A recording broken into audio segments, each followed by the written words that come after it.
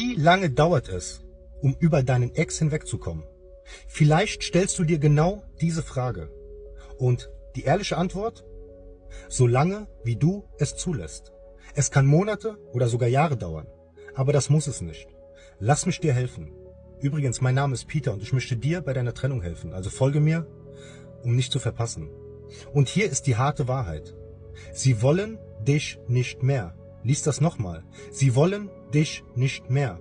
Was brauchst du noch, um es zu verstehen? Kein Spaß, kein Drumherumgerede. Es ist Zeit, weiterzumachen. An jemanden festzuhalten, der kein Teil deines Lebens mehr sein will, ist reine Energieverschwendung. Egal, ob du ein Mann oder eine Frau bist, hör auf, alte Fotos durchzuscrollen. Lösche das verfluchte Album und finde deine Selbstachtung wieder. Du solltest sie auch nicht mehr wollen. Und brauchst du Unterstützung dabei? Schau in den Link in meiner Bio oder geh auf pdpete.com.